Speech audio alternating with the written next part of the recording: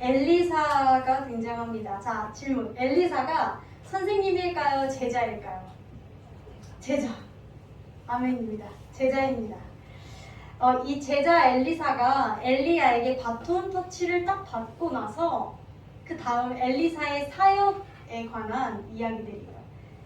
오늘 본문 내용은 그 중에서도 엘리사가 하나님의 능력을 가지고 일으킨 두 가지 기적을 보여줍니다. 그것도 이제 먹는 것과 관련된 기적을 보여줘요.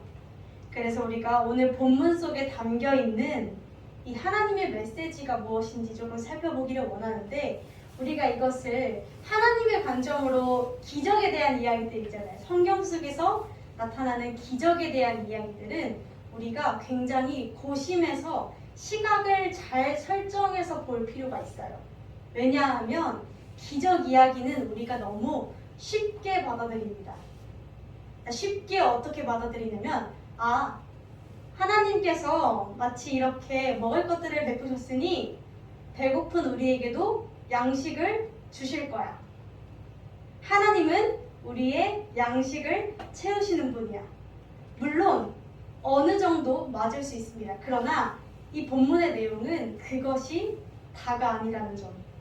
성경 속에 나타나는 기적들은 결코 그 한순간에 한 사람의 필요를 위해서 기적을 베푸시지는 않는다라는 점을 우리는 늘 기억하고 말씀을 보아야 하는 줄로 믿습니다. 왜냐하면 정말 하나님께서 각자의 필요에 따라 기적을 마구마구 베푸시는 분이라면 지금 이곳에서도 기적이 일어날 수 있을 텐데 그렇지 않죠. 왜냐하면 하나님의 뜻과 다르기 때문입니다. 우리가 그래서 오늘 본문 속에 담겨져 있는 정말 하나님께서 기적을 통해서 말씀하고자 하시는 그 메시지는 무엇인지 우리가 함께 살펴보게 되기를 간절히 소망합니다.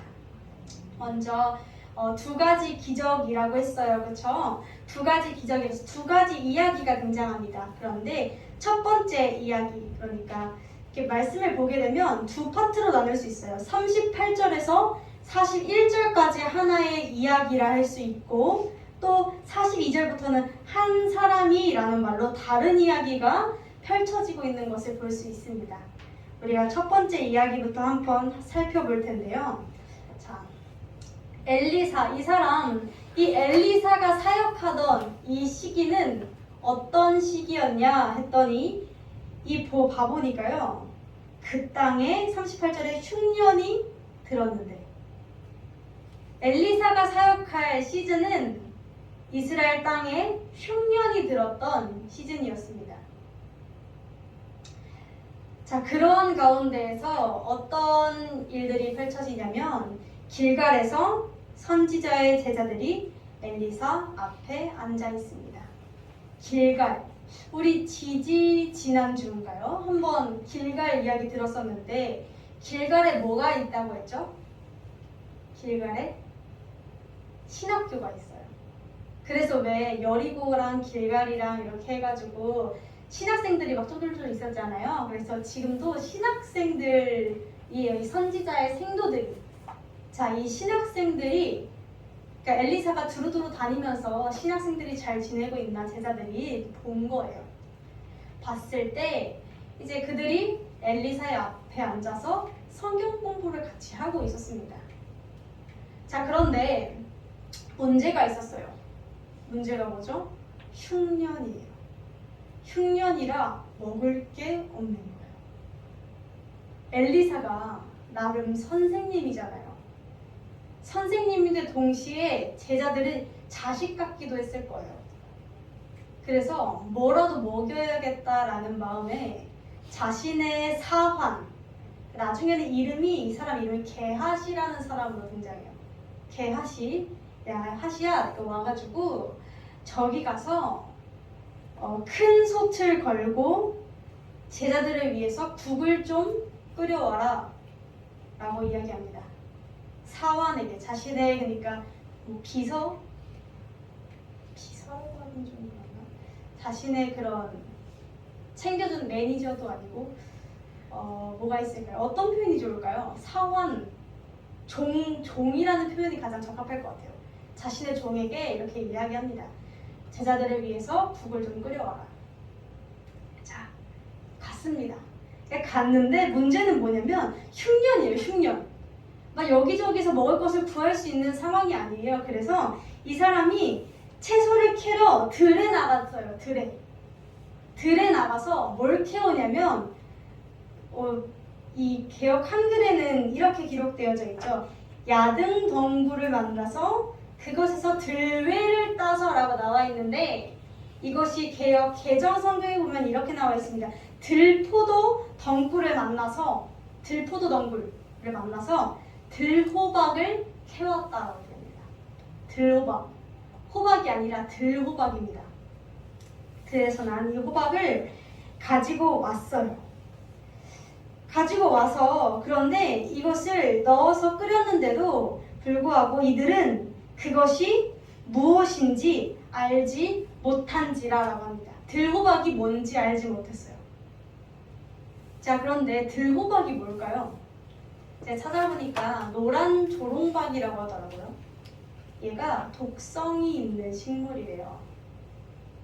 근데 개아씨가 뭣도 모르고 일단 뭐 주인이 하라니까 일단 뭐 가가지고 뭘 캐오긴 캐왔는데 하필이면 캐온 게 독이 있던 애였던 거예요.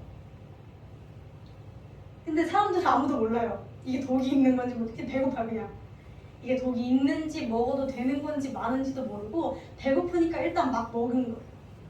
자, 그러다가 먹고 나서 한 사람이 소리를 지르기 시작합니다. 이 국에 죽음이 들었다. 그냥 뭐 아이고 나 죽네 이렇게 얘기를 한 거겠죠. 이거 먹으면 안 된다 라고 이야기를 하긴 시작합니다. 독이 들어있다 라고 이야기합니다. 그럴 때 엘리사, 하나님의 사람이 어떻게 하죠? 오늘 41절에 보면 우리 한번 같이 읽어볼까요? 시작! 엘리사가 이르되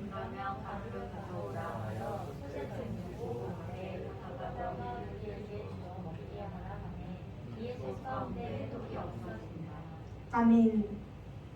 엘리사가 무엇을 했습니까? 가루를 그 국에 넣었더니 이에 솥 가운데 해독이 되었다고 합니다. 독이 없어졌다라고 합니다. 라는 이 하나의 기적 이야기예요.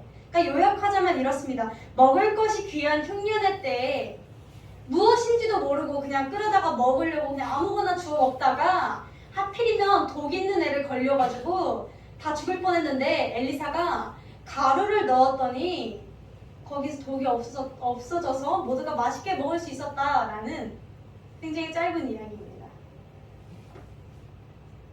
자, 우리는 이런 기적의 이야기, 비슷한 이야기들을 성경에서 종종 찾아볼 수 있는 듯합니다. 어떤 이야기죠? 좀 생각나시는 게 있나요? 들으면 생각나실 텐데 이런 것들이 좀 생각나지 않으실까요? 약간 모세가 광야에서 마라라는 곳에 도착했을 때 마라의 쓴물 끄덕끄덕이세요. 너무 좋아요. 마라의 쓴물.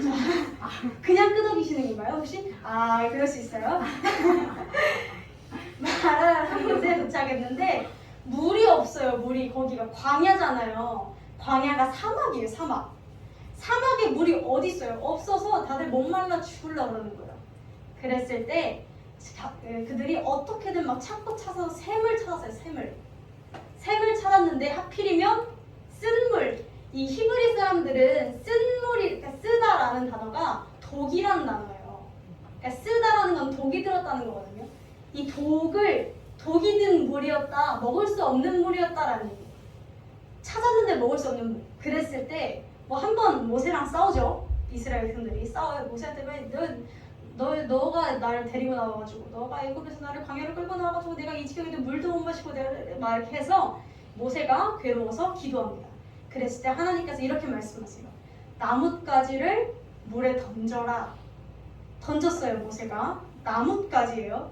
나뭇가지를 던졌더니 그 물이 쓴물이 단물로 변화해서 그들이 그 물을 마실 수 있게 되었다라는 기적 이야기가 있습니다. 또 어떤 이야기가 있을까요? 이 본문 이전에 있었던 이야기인데 엘리사가 사역 바통 터치 받고 나서 첫 번째 한 일이 뭐였냐면요. 여리고라는 곳에 가서 거기에 샘이 이게 2장에 등장해요. 이게 이렇게 얘기해요. 여기가 이 성읍이 여리고가 위치는 좋은데 물이 나빠서 열매가 맺을 수가 없다. 그러니까 식물을 기르고 이렇게 하려면 농사를 지으려면 물이 좋아야 되잖아요. 근데 물이 독이 든 물이라서 식물이 열매를 맺지를 못한다라고 엘리사한테 따집니다.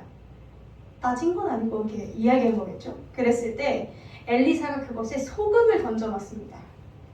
그리고 그 물이 깨끗한 물로 변화되어서 다시는 죽음이나 열매 맺지 못함이 없을지니라 하였더니 엘리사가 한 말과 같이 오늘까지 그렇게 그 물이 먹을 수 있는 물이 되었더라 라는 기적이 또 한 번 등장합니다. 이렇게 세 가지 이야기가 비슷해요. 그쵸? 느낌이 비슷해요. 뭔가 문제가 생겼어요. 먹을 수 없는, 심지어 생명에 직결되는 그런 문제들이 생겼을 때 하나님의 사람이 무언가 나뭇가지를 던지기도 하고 소금을 던지기도 하고 가루를 던지기도 하는데 그렇게 했더니 그 문제가 해결이 되어서 생명을 얻을 수 있게 되었다라는 이야기들이 성경 곳곳에 나타나고 있다는 것입니다. 제가 궁금한 거 있잖아요. 이 가루가 뭐였는지가 너무 궁금한 거예요. 약간 들호박을 좀 독성을 없애주는 가루가 있나? 이러면서 막 찾아봤어요. 여기저기 찾아봤는데 안 나오더라고요. 심지어 그 새언어 번역에는 밀가루라고 표현되어 있어요. 말도 안 되는, 약간 말도 안 되는 거잖아요. 그러니까 계속 찾으면서 깨달았던 것은 가루에는 애초에 아무 힘이 없었다는 것입니다. 단순하죠? 아니, 가루는 어차피 할 수 있는 게 아니라 그냥 가루였어요. 그냥 소금도 그냥 소금이었고 나뭇가지도 그냥 나뭇가지였어요. 참 미련하죠 제가. 자, 그런데 우리가 이 세 가지 이야기 모두 이러한 공통점으로 말할 수 있을 것 같습니다. 물리적으로 무언가 확실하게 변화한 현상이 나타났다.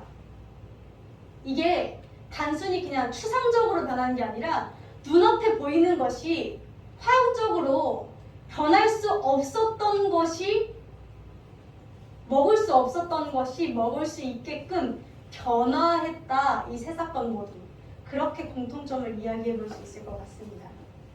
자, 우리가 이 세 가지 이야기들을 가지고 우리는 어떤 반응으로 나타나겠습니까?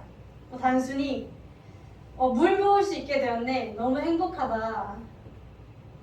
배부르게 먹었겠다. 행복하다. 자, 이제 단순히 내 배 채워서 좋아해야 하는 그러한 성경 구절인가? 그렇지 않다라는 것입니다.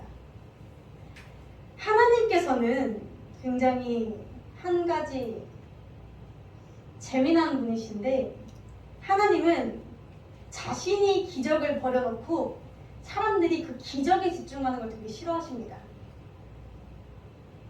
좀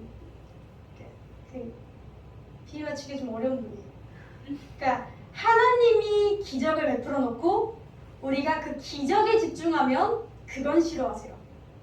그게 제 생각이 아니고요. 성경에 등장해요. 요한복음, 요새 저희가 요한복음 오후 예배 때 같이 보고 있죠.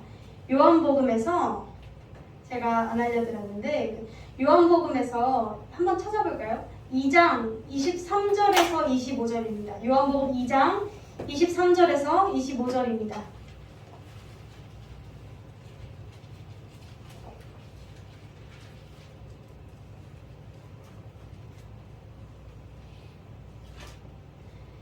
다 찾으셨으면 함께 한 목소리로 봉독해볼까요? 시작! 계시니 많은 사람이 그 행하시는 표적을 보고 그 이름을 믿었으나 예수는 그 몸을 저희에게 의탁지 아니하셨으니 이는 친히 모든 사람을 아심이요 또 친히 사람의 속에 있는 것을 아심으로 사람에 대하여 아무의 증거도 받으실 필요가 없음이니라. 아멘. 이게 무슨 말이죠? 이게 6월절에 예수께서 예루살렘에 계실 때 많은 사람들이 그가 베푸시는 표적, 다시 말해 그가 베푸시는 기적들을 보고 예수님을 따르는 사람이 굉장히 많았다라는 것입니다. 기적을 보고. 그런데 예수님의 반응은 어때요? 예수는 자신의 몸을 자신의 기적을 보고 나온 사람들에게 맡기지 않았다. 의탁하지 않았다. 맡기지 않았다라는 것입니다. 왜? 예수께서 친히 모든 사람들을 아시고 사람의 마음에 무엇이 들었는지를 아셨기 때문입니다.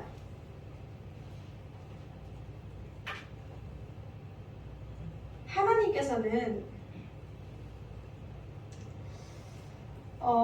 이런 기적들을 통해서 우리가 이 기적의 이야기들을 하나님은 우리의 필요를 채우시는 분이야로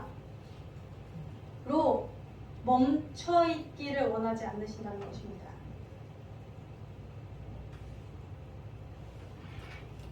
물론 필요에 따라 채우기도 하세요. 확실해요. 그건 필요에 따라 채우기도 하시지만 그러한 선에서만 머물러 있기를 원하지 않으신다는 거예요. 왜냐하면 기적이라는 것은 사인입니다. 사인. 표적은 사인이에요. 사인.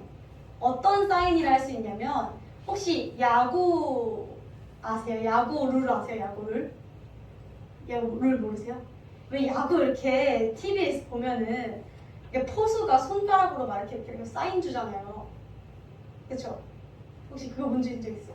사인 이렇게 막 줘요. 막 이렇게 해가지고 사인을 줘요.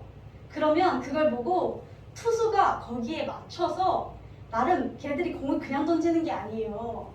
이거를 여기서는 볼로 갈지 여기서는 뭐 스트라이크 쪽으로 갈지 이렇게 다 변화구를 줄지 이게 다 이게 전략을 짜고 던지는 건데 사인을 보고 거기에 맞춰서 공을 던져요. 자, 사인이라는 거는 이 손가락의 의미가 있는 게 아니에요. 그쵸? 자, 이게 손가락이 주먹이네, 1이네, 2이네 이게 중요한 게 아니라 여기에 담겨진 의미가 있다라는 거예요. 야, 이렇게 던져, 공을. 내가 사인을 이렇게 보냈으니까 이렇게 던져라는 의미가 있다는 거죠. 그래서 예수님의 기적이 사인이라는 것은 예수님의 기적에는 기적에 집중해야 되는 것이 아니라 그 기적 뒤에 있는 하나님이 어떤 뜻을 가졌는가, 하나님이 자신을 어떤 분으로 나타내기를 원하시는가에 우리가 초점을 맞춰야 한다는 것입니다. 이것은 기적들은요, 하나님으로 가는 발돋움이에요. 동기부여. 약간의 시작의 발걸음. 매 순간이 기적으로 이어질 수 없다는 것입니다. 처음의 시작은 기적을 보고 나왔을지 모르겠으나 그 기적을 딛고 일어서서 하나님께로 나아가는 발걸음이 있어야 한다는 것입니다. 하나님께서는 이 기적들에 대해서 어떻게 우리가 깨닫기를 원하시냐면 우선 하나님은 먹을 수 없는 것을 먹게 하시는 분이십니다. 이것을 보셔야 돼요. 하나님은 다시 말해서 사람의 상식으로 변하지 않을 것 같은 것을 변하게 하실 수 있는 능력이 있으신 분이라는 것입니다. 자, 물이 포도주가 된다는 게 말이 되십니까? 물은 포도주가 절대 될 수 없어요. 그러나 하나님께서는 변하지 않을 것을 변하게 하시는 분이시라는 것입니다.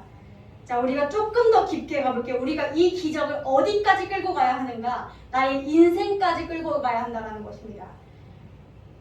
가장 독성이 강한 것이 무엇이겠습니까? 들고 가길까요?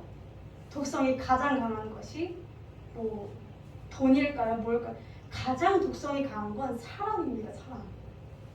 사람만큼 독성이 강한 것이 없어요.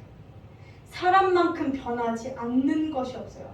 죽어도 변하지 않는 건 결국 나예요, 나. 뭐 돈도 아니고 뭐도 아니고 문화도 아니고 나예요, 나. 내가 변하지 않습니다.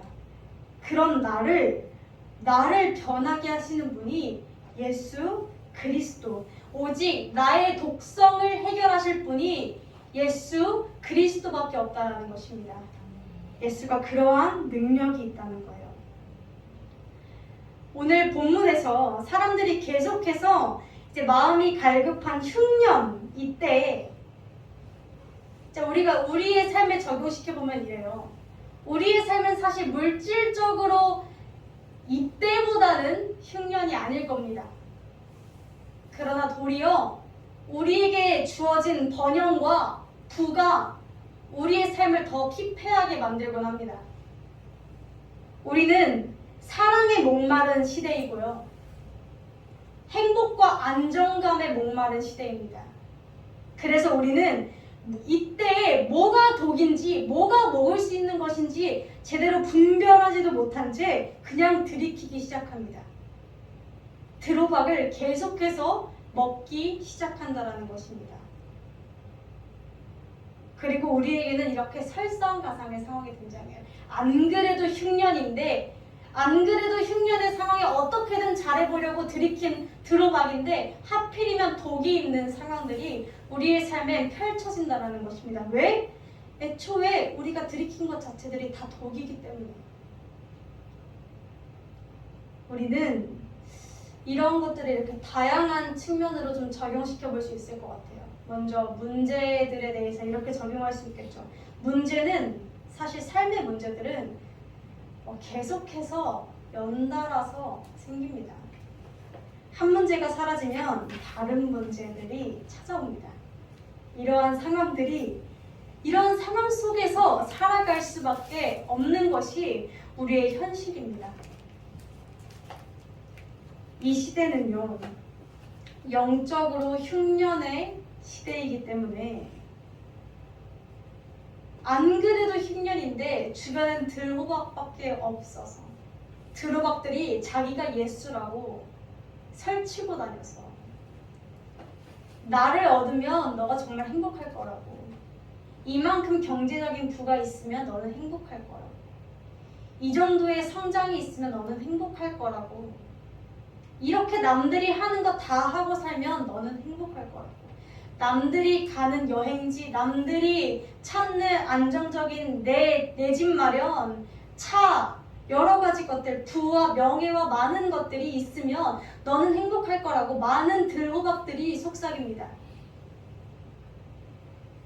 그러나 결국 하와도 먹음직해 보여서 먹은 거거든요. 괜히 그냥 먹은 게 아니에요. 먹음직해 보이고, 이 사람들도 흉년이라서 배고프니까 뭐가 뭔지 분별이 안 되는 거예요. 내가 당장 갈급하니까 이게 들호박인지 아닌지도 확인을 안 하고 그냥 삼킨 겁니다. 그러나 우리의 삶은 그렇게 되면 계속 문제의 악화로 이어질 수밖에 없습니다. 또 죄악의 측면에서 보게 되면 우리는 계속해서 죄악을 더해가며 삽니다.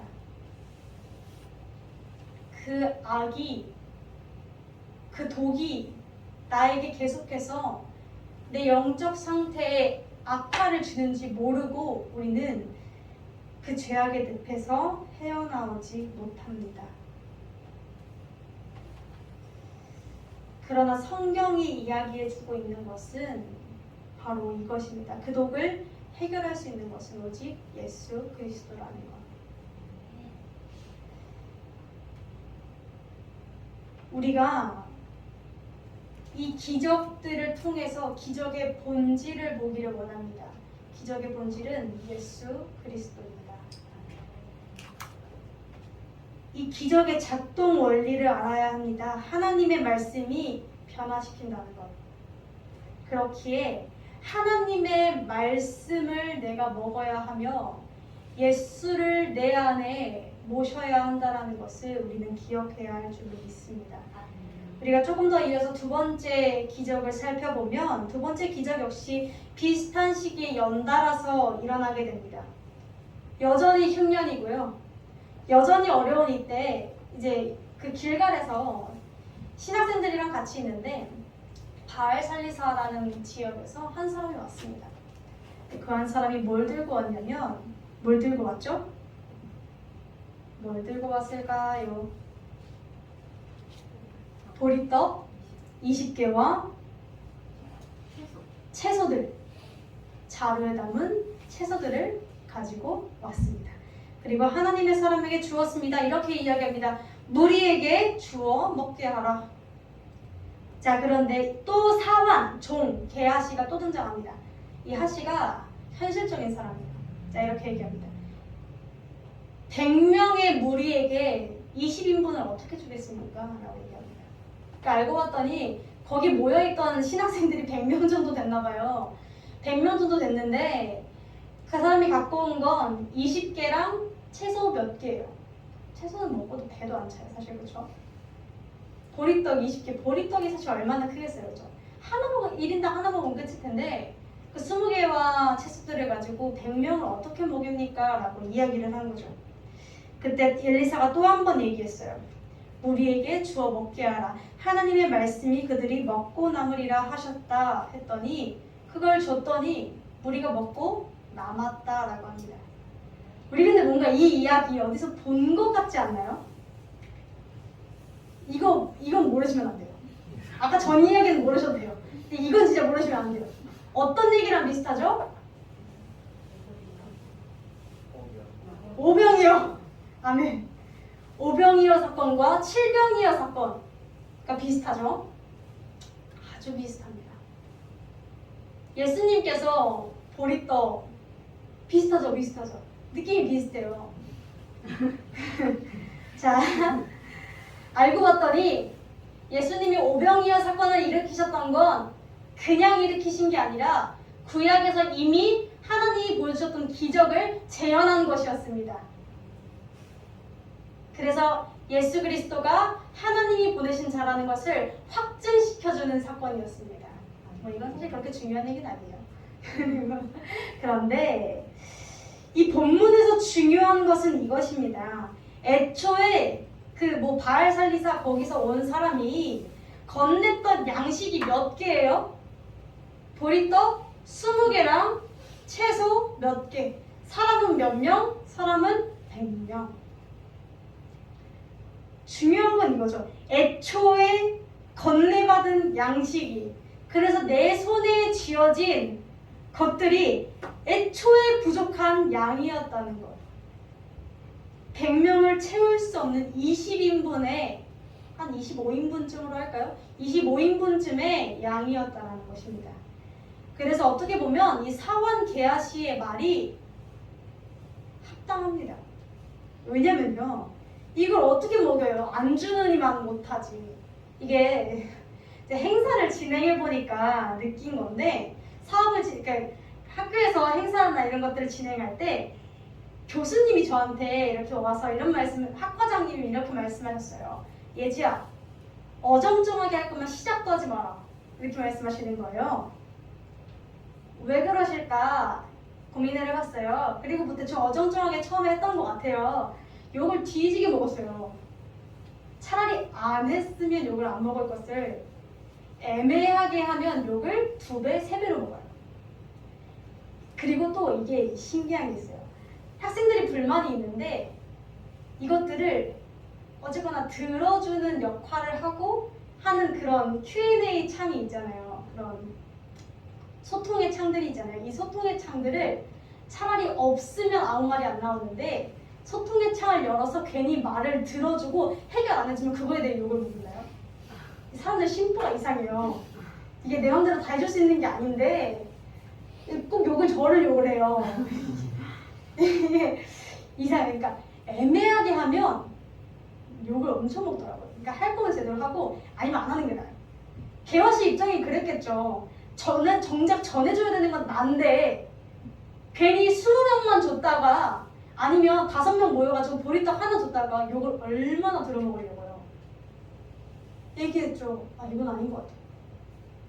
이건 이거 사람 놀리는 것도 아니고 이건 아닌 것 같습니다. 그랬더니 엘리사가 한 번 더 이야기하죠. 하나님께서 그 게하시라는 사람에게 2번 말씀하십니다. 무리에게 주어 먹게 하라. 2번째는 조금 더 구체적으로 말씀하십니다. 여호와의 말씀이 그들이 먹고 남으리라. 이게 무슨 뜻인지 아십니까?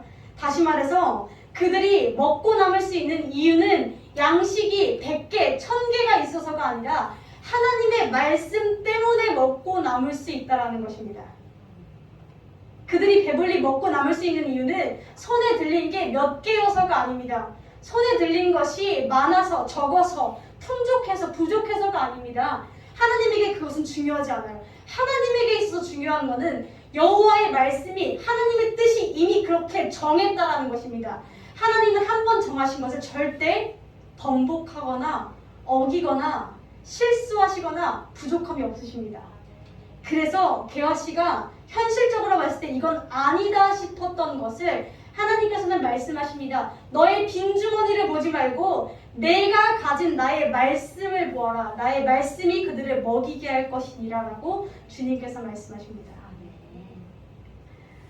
우리가 문제를 해결할 수 있는 본질은 모든 인생에서의 문제, 내 삶의 모든 문제들을 해결할 수 있는 내 죄악의 문제까지도, 나의 구원의 문제까지도 그 모든 것들을 해결할 수 있는 본질은 내 손에 쥐어진 것이 아닙니다. 내 손에 쥐어진 것들 때문에 문제를 해결할 수 있는 것이 아니라는 것입니다. 우리는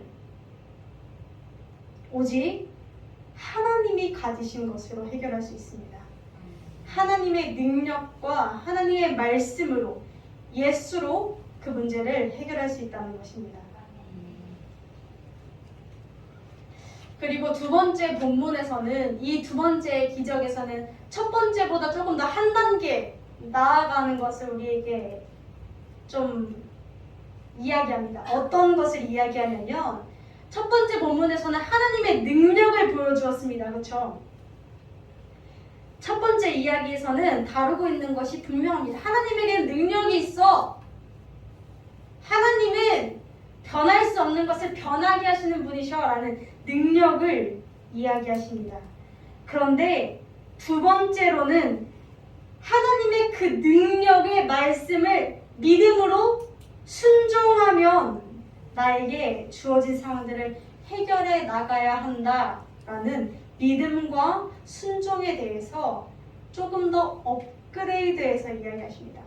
첫 번째는 하나님의 능력만을 이야기하셨다면, 두 번째에서는 그 능력에 대해서 믿음과 순종으로 나아가라라고 말씀하신다는 것입니다. 하나님의 능력과 나의 눈앞의 현실은 그 사이의 간극은 채울 수가 없습니다. 그 사이의 간극을 채울 수 있는 것이 오직 믿음과 순종밖에 없습니다. 우리는 매 순간 그것들을 믿음과 순종으로 메꾸어 나가야 합니다.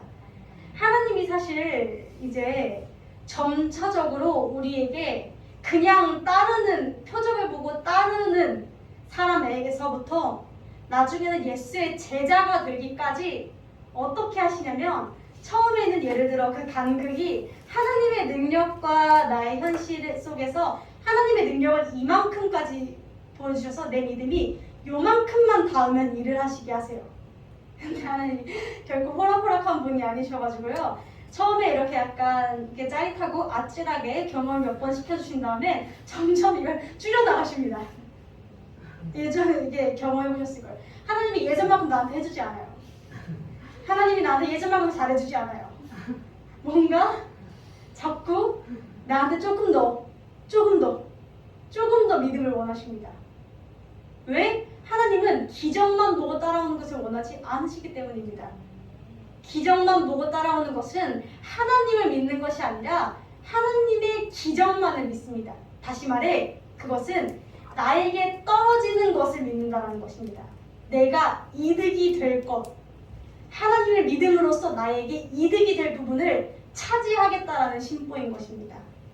그래서 예수님께서 이 땅에 오셨을 때 그들을 믿지 않으셨던 이유가, 그들은 뭘 생각했냐면요, 예수가 능력이 있으니 그 옆에만 붙어 있으면 내가 잘 살아볼 수 있겠다라는 마음들이 가득했어요. 이것은 12 제자들도 마찬가지였습니다. 그래서 나중에 예수님께서 나 이제 십자가에 달릴 거야 얘들아, 나 이제 죽어야 돼 라고 말씀하셨을 때 베드로가 화를 내죠. 그쵸? 그래서 베드로가 막 예수님 절대 그럴 수 없습니다 막 이러잖아요. 그때 예수님께서 사단아 물러가라 라고 말씀하시잖아요. 그쵸? 이게 베드로가 예수님을 끔찍하게 생각하는 것 같죠? 그쵸? 스승님을 끔찍하게 생각하는 것 같죠? 아니에요. 베드로는 왜 예수님이 십자가 달리는 걸 반대했냐면 십자가에 달리는 건 반역죄예요. 반역죄. 예를 들어서 우리 목사님이 그러실 일 전혀 없지만 반역이라는 것도 웃기지만 뭐 그런 나라에 대적하는 그런 죄악을 죄송해요. 이게 저로 할까요? 모르겠네요. 어떡하지? 저보다 목사님이 나을 것 같아요. 목사님이 저지르셨어요. 예를 들어서. 정말 예를 들어서. 그러면 목사님만 잡혀갈까요? 우리 모두 잡혀갈까요? 우리 다 잡혀가요. 다 죽어요. 가담했다고 느껴지거든요. 자, 예수님이 십자가에 달리신다는 거는 뭐예요? 수제자인 베드로부터 죽는다는 거예요. 베드로는 예수님이 왕이 되시면 옆자리 차지하려고 했어요. 약간 그런 영의정, 좌의정 같은 거 하려고 했어요. 그랬는데 예수님이 십자가 진다니까 이게 무슨 나 지금 내 생계, 내 생업, 금을 다 집어던지고 뛰쳐나왔는데 내 가족이고 뭐고 다 모르고 예수만 따라 나왔는데 왜 결과가 십자가야? 내가 왜 죽어야 되는데? 라는 반응이었던 거예요. 우리가 기적만 보잖아요. 기적만 보고 예수를 믿으면 어떻게 되냐면 나에게 떨어지는 것만 보고 예수를 믿게 되면 어떻게 되냐면 예수님이 지고 가시는 그 십자가를 우리는 부인하는 일이 돼요. 예수를 믿는다는 것은 그 십자가를 믿는다는 것인데 예수가 주는 복을 믿으면 그 십자가를 부인하게 된다고요. 난 싫어. 난 예수가 진 십자가 지기 싫어. 나는 행복하게 살고 싶어. 나는 이 세상에서 남들이 누리는 거 누리면서 살고 싶어. 내가 왜 나누면서 살아야 되는데? 내가 왜 섬기면서 살아야 되는데? 내가 왜 낮아지면서 살아야 되는데? 내가 왜? 왜요? 우린 예수를 믿기 때문에 그 십자가를 함께 걸어가는 거거든요.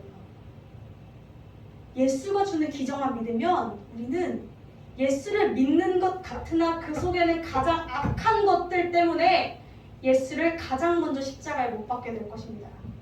그래서 우리는 기적을 단순히 하나님이 먹을 것 채우시는 분이라고 봐선 안 된다라는 것이죠. 물론 먹을 것 채우십니다. 그러나 하나님 뜻대로 채우십니다. 내가 아무리 필요한 것 같아 보여도 하나님 눈에 내가 필요한 것 같아 보이지 않으면 안 주십니다. 하나님은 하나님 뜻대로 하십니다. 그러나 그 하나님의 뜻이 가장 선하십니다.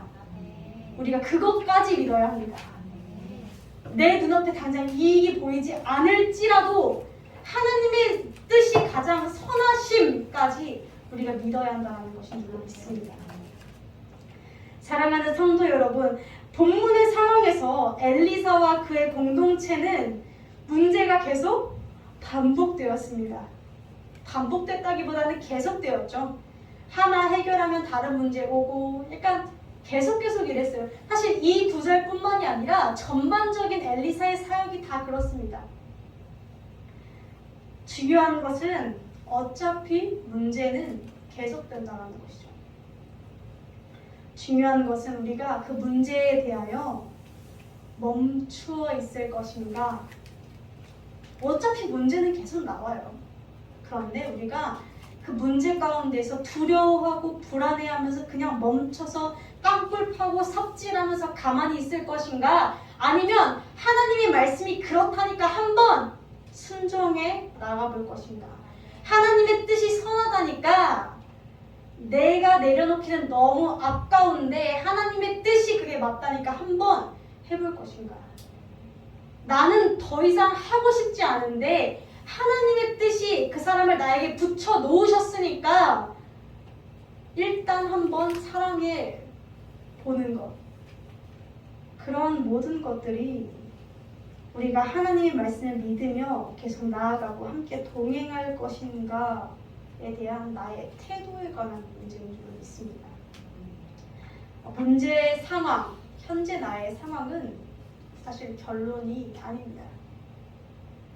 성경이 말하는 바는 그 문제의 상황들 속에서 하나님이 하나님의 방법으로 지속적으로 해결해 나가신다는 것이죠. 그렇기에 우리는 나의 빈 주머니를 보던 그 시선이 눈을 들어 예수 그리스도가 가지신 것에 집중해야 할 줄로 믿습니다.